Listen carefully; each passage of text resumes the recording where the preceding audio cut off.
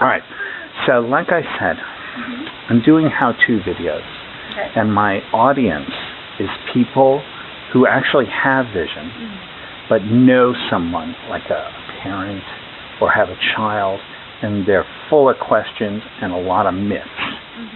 So if you wouldn't mind, introduce yourself a little bit about, and then just say how Braille is important or how it's useful, and the 2 or 3 minute part of you can go longer if you want. I'm just trying to make it easy. And then what's involved in learning Braille. Okay. All right, just whenever.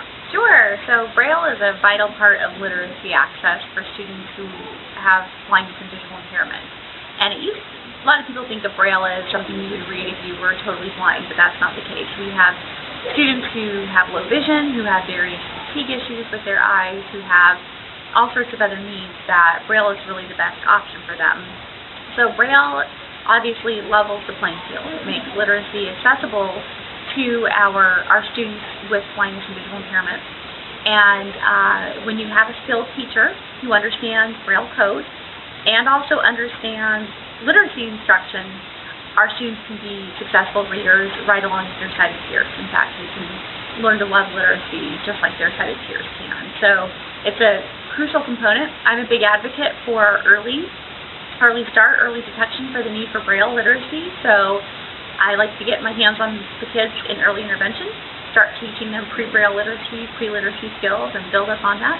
We have a lot of our sighted kids are going to kindergarten already knowing how to read the alphabet and also certain words and for some kids sentences. So I like to make sure my students have that same option.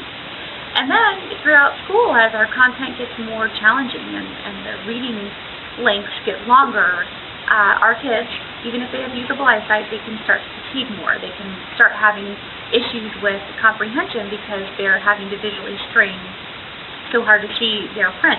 So for our students, it's really helpful to be able to have access to Braille throughout their lifelong learning, and then again, throughout college and employment.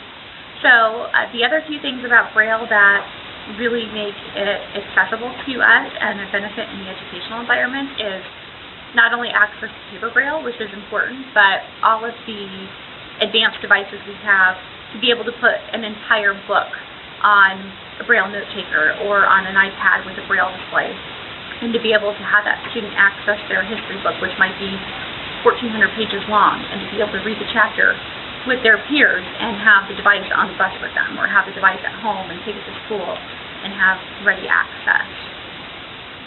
Is it okay if I ask you some questions about common things that I've been asked about Braille? Okay.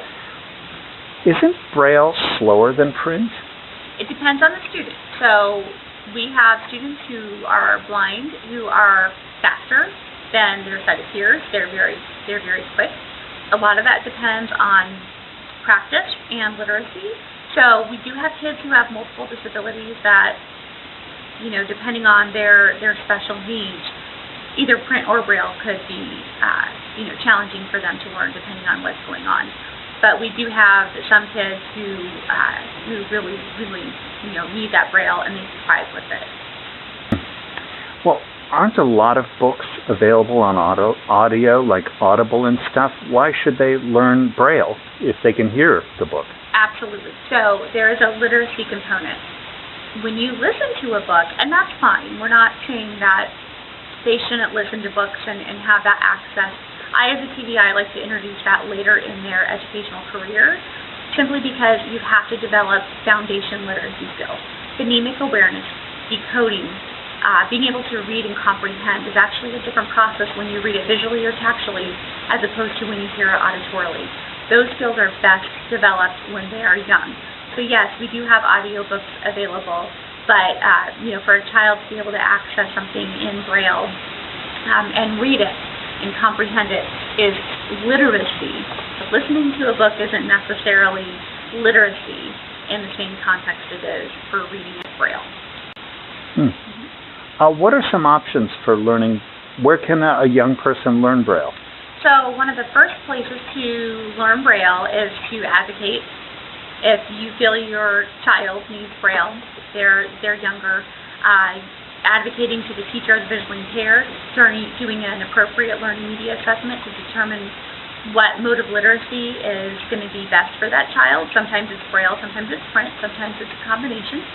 And then also auditory mechanisms as well. But we like to, first of all, teach literacy with either print or Braille, and bring in the audio later. But advocating with our TBIs to get that instruction. I know a lot of parents who actually taught their kids Braille. Their kids are homeschooled. I have had friends who sent their kids to the Bell program, and also people who've contracted with private contractors. But just like how sighted kids get their literacy instruction from the teacher, from their teachers, our kids need to be getting Braille literacy instruction from the teacher of the visually impaired who's qualified and trained in that.